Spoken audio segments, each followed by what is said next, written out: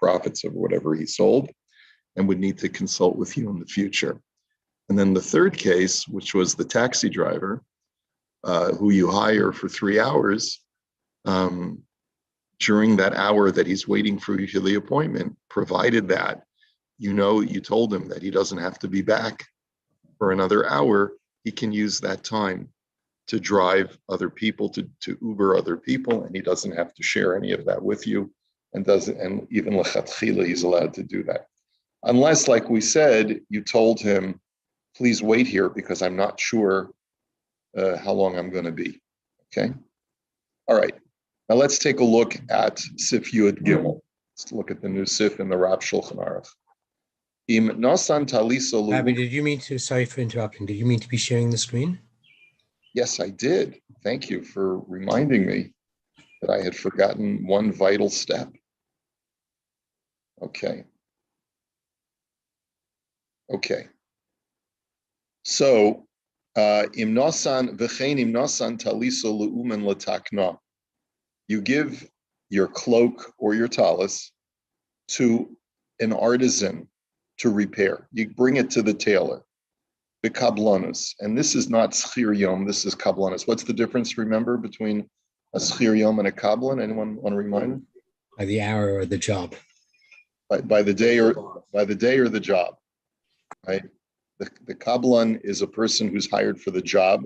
So whatever time it takes him, you pay him a flat rate. Veheviolo biyom, and if he brings you back, I think it's the kablan brings it back to you. He delivers you the clothing that he fixed during the daytime. How long do you have before payment is due? So yesh lo zman kol hayom bilvad. You only have for that day. You must pay him. You have that entire day to pay him, but you cannot go past that day. A violo balayla, if he brings it to you at night, yesh lo zman kol halayla bilvad. And there too, you only have the entire night to pay him. You cannot go past the night. Shekablanus hu kischirus lepora bizmana. He says, because kablanus is no different from a schir yom, that it must be paid upon completion of services. But we give you that entire either daytime or nighttime to pay up.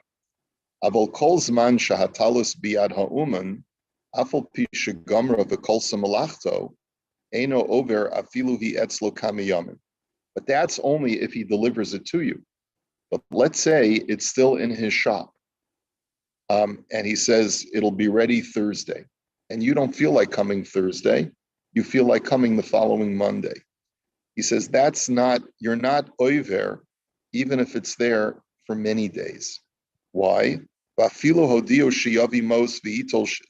that's true even if the tailor tells you, your garment is ready, please come and pick it up, bring cash and pick it up.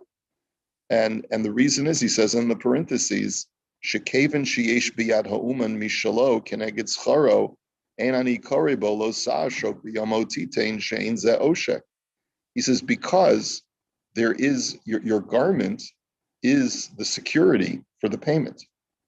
So in other words, he's not, even though theoretically he needs money to put food on the table, and perhaps he was counting on getting paid before the weekend, but the fact is that he's not being oppressed in the sense that he still has something of value from you, such that in the event that you never pay him, he will be compensated by the garment itself.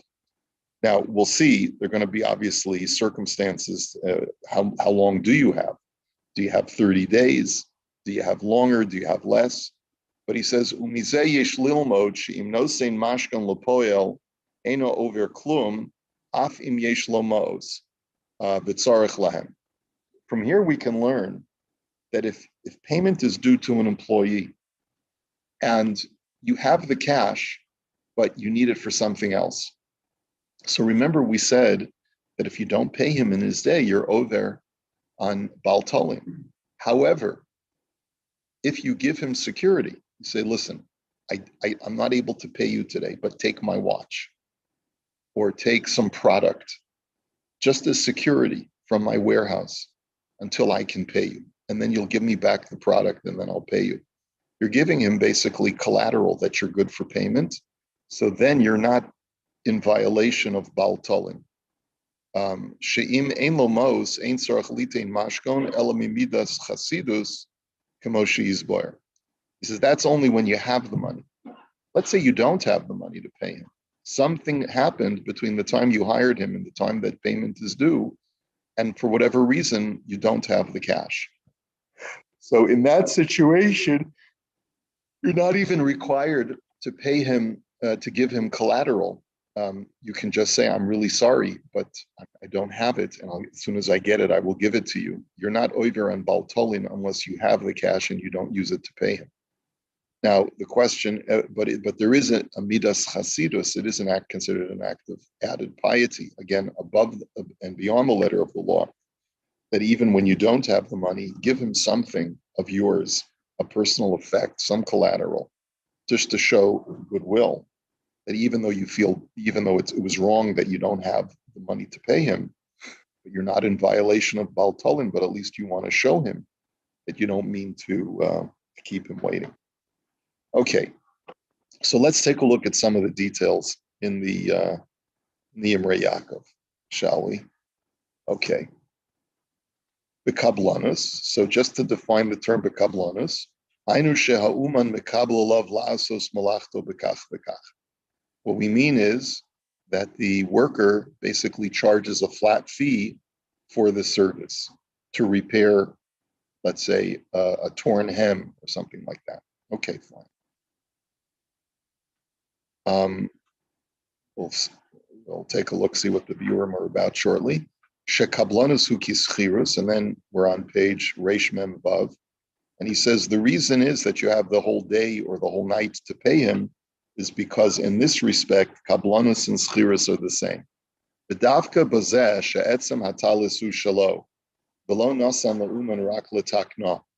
He says, but we're only talking about a case where I own the garment, I give it to the tailor to fix it. So he's sort of like my employee, but he's hired to do a specific job for me. But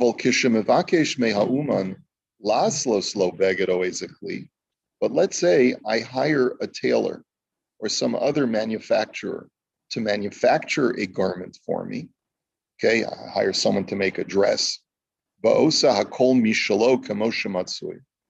And the manufacturer makes the garment from his own materials, and then he's going to charge me at the end of the manufacturing process. Bazeh ein balabayas over mishum bal talin. He says, in that situation, if I don't pay him on time, I'm not in violation of bal talin. Why? Dehauman hu kemocher mamash kidleel sif yud aleph b'Imrei Yaakov sif katan nun tes. He says, because then the worker is a seller. He's selling me a garment. Whenever there's a sale of a garment, so you can't tell me that payment is due at a certain time, because I could always refuse delivery, even when I've hired you to make it for me. Now, this could be, obviously, this should sound problematic. Let's go back to Sif Katan and Tess for just a second, just to remind ourselves what he wrote. And it's back on page, it's on page Reish Mem Aleph, where he said, Dafka demei schirusam otikunam, avalim asahu uman klimi shalo. But if the person that I've hired has manufactured a vessel from his own materials, agam shenas al pi hazmanas abalabayis, even though he did so based on the order and the request of the balabas, mikol makam hol v'hakli atzmo shayach leuman. But since the utensil is the property of the manufacturer until it changes hands, avi kishar chayfet shenimkar shein bo mishum bal talin va'ayin sif yud gimel. He says it's like any other object that a seller sells to a buyer. And until there's an exchange of the object, payment is not due. Okay, so the guy could say to me, I made the dress and I made it to your specifications, and it's all ready for you to pick up. I say, well, I need another couple of weeks before I can pick it up. There's no issue of baltalin because I haven't taken delivery of the object yet. Okay, once I take delivery, then it's like any exchange, cash is due upon exchange of goods. But if I don't want to pick up the goods and it's in your then there's no baltalin, even if and it sounds like that's true, even if you deliver the goods to me, then I'm still not in violation of baltalin. We have to see what some of the details of this halacha are, because it sounds quite strange that you as a manufacturer are entitled to compensation right away. In other words, this issue of baltalin is only being addressed to the worker, to the laborer who works on an object that already belongs to me, or who works in my field. Then I have to pay them in a timely fashion. That's the only situation that the Torah addresses. Now, I have a sense that what we're going to see is that there may be other violations if I don't pay on time. But let's see. Okay, so going back to page Reish Mem Vav, Shekeven sheyesh biyad ha'uman v'chulei. So he says that the only time that the only time I'm in violation is if he delivered the garment that he was working on, he delivered it to me and he fixed it. Then I have to pay him in the proper time. But if it's still in his shop and he tells me to come pick it up, I'm allowed to take my time in coming to pick it up and pay him. And the reason is because since the garment is in the hands of the tailor, it's as if he has something of value from me, and therefore he can't claim that he hasn't been he's been left bereft. Okay. Shekeven sheyesh biyad ha'uman v'chulei tam zeh kosav asmasim and shin lametes sivkat yud ulefizeh. So this reasoning that the Rav Shulchan Aruch stated is from the Sma. He says, and according to this, afilu im amar hapoyel tula shelcha ve'enani moichel eschari. He says, and therefore, even if the tailor says, come pick up your garment, I'm not moichel just because you may not need it anymore. You have to pay me for my work product. Afilu hachi ein balabayis oiver al baltalin. But the owner of the garment is still not in violation. Daharei hapoel tofes mishalo. Because after all, the worker has a garment that belongs to the fellow who hired him. And so he's got something of value from the person who hired him. Avol halavush kasav hatam de'in over dekeven de'in ha'uman nosnolo mochalo al tashlim schiraso kol zman duhu biyada. But the lavush has a different interpretation.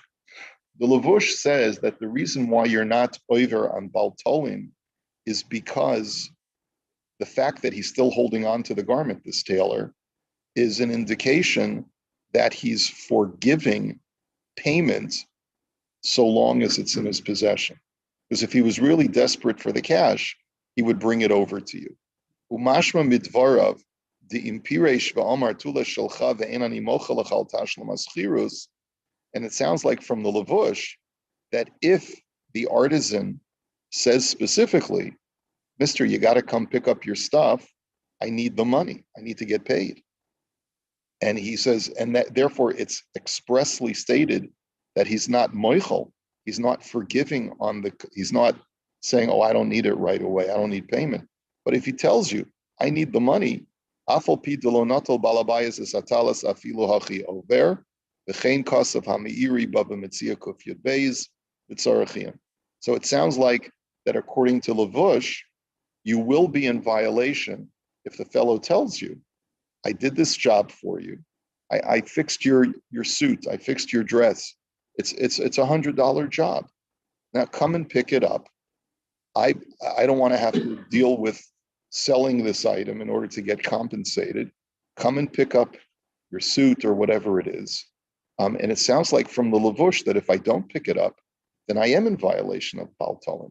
So here, Rav Stern wants to suggest that there's a machlokus over here, depending upon what the reason is.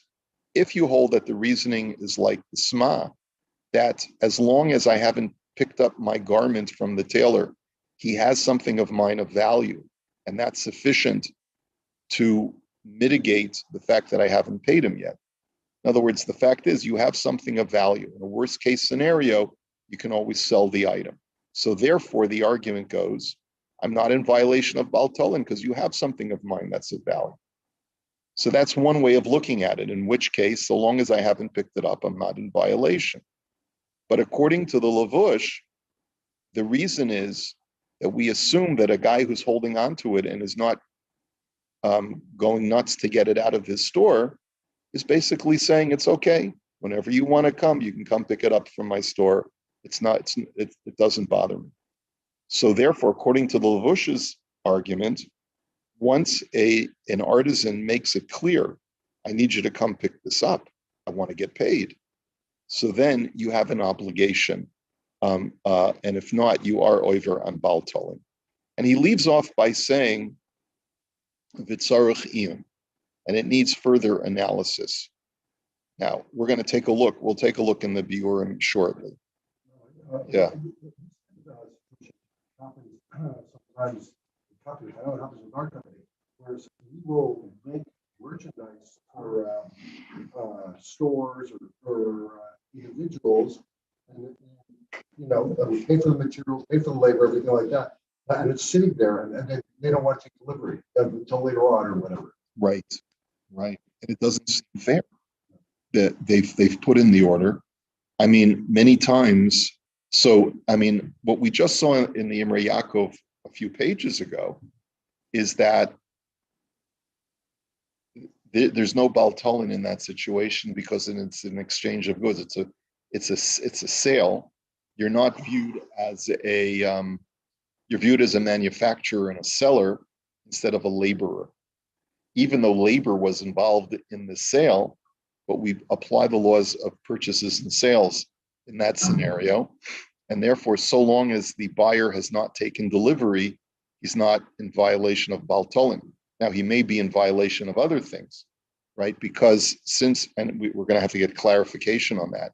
Since the fact he told you that he needed, let's say, 100 dresses, and you went to all of this effort to make those 100 dresses customized to what their specifications, and now they don't want to take delivery of it, and you're left with a bunch of merchandise, which if they don't take it, you may have more difficulty selling to another retailer, and you may have to take it at a loss because maybe it's hard to find someone who's going to want it specifically like that.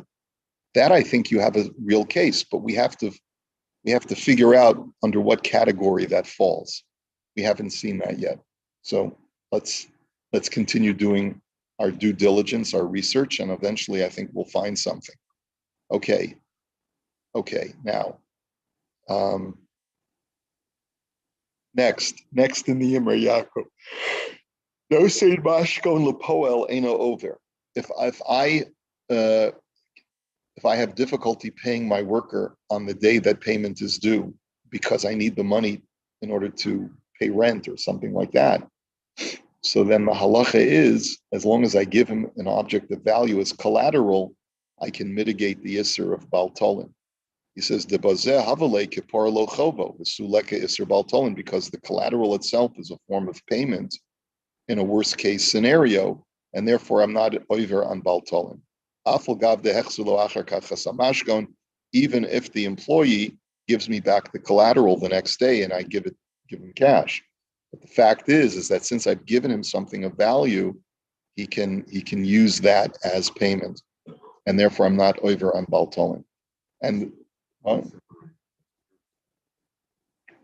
yeah, obviously a bunch of widgets. Yeah. Right. It's like an excuse to get out of being over Baal Tolen. Here, take this, and I'll see you in 3 days. Well, it obviously has to be the same value as what the guy is.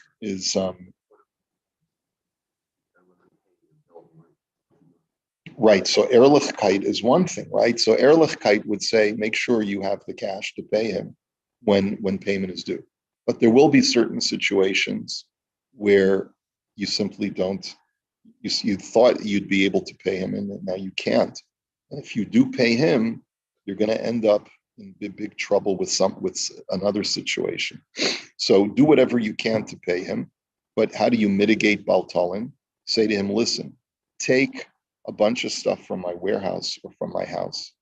I'll give you my Rolex, and it's worth much more than what the job is. Hold on to it, and I will get the money to you post haste. And if I don't come back and you still need the money and you can't wait, so hock the watch and take whatever you need from it. That's essentially what you're telling the guy. So it's got to be hockable, right? In order for it, right? It can't be something that's not hockable. So, okay. Kamoshi Yisbor Lekamen Sif Yud Ches. We will explain the laws of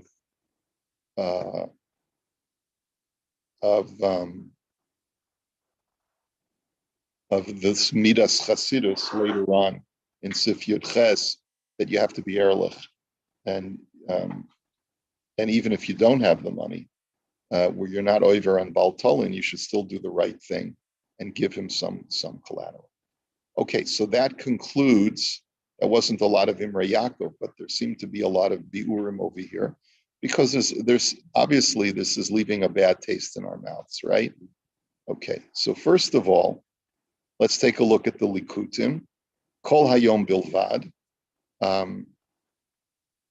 You have the whole day to pay the kablan for the delivery of what he made for you, or what he fixed for you. He says, after mitzvah la'aneges haShabbos, b'kol makom kasav bir halacha. We saw this inside ourselves, if you remember. Even though there's a mitzvah to give honor to Shabbos, but the bir halacha nevertheless writes, Dim yesh lo ma'at moz, ubas sachir litvo pulas or shegamar lo hayom. You only have a limited amount of funds. You were planning to buy some bones for the cholent. You're not such a wealthy guy. You're planning to take these $10 and use it to buy bones for your cholent for Shabbos. All of a sudden, the worker comes and he says, here, I fixed your jacket for you. That'll be $10. It's all you got. He says, Nira de tzarech litnam lahapol kedei lakaim kamo shekasav biyamot yitain scharo v'lo savo alav hashemesh. So the Bir Halacha writes that you have to forego kavod Shabbos and fulfill your biblical obligation to pay the guy on time. Even though you'll be left without cash with which to honor the Shabbos properly. The only other option is if you ask him, my fellow Yid, I'm going to get the money on Monday. Would you mind waiting until Monday? And if he's upset about it, you got to give him the cash. But if he's willing to wait, then that's okay also. Maybe sweeten it, Rabbi, by inviting him for Shabbos and enjoying the bones. Maybe, although there may be an issue. This is a serious shaila. There may be an issue of ribis there, because basically, right, yeah, he's extending credit to you. It's not going to be a biblical ribis because there's been no exchange of cash, but it might be a rabbinical ribis because basically he's willing to extend credit and wait another few days in exchange for a bowl of cholent. Mm-hmm. Anytime you pay for extending a debt, that's a form of ribis. It's a form of charging interest. Interesting. So you'd have to clarify that this is not a quid pro quo. I'm so grateful to you. Let me show my appreciation to you because you're not being a difficult person and you're willing to wait. Please come to my house for lunch. But other than that, you have to think about that. He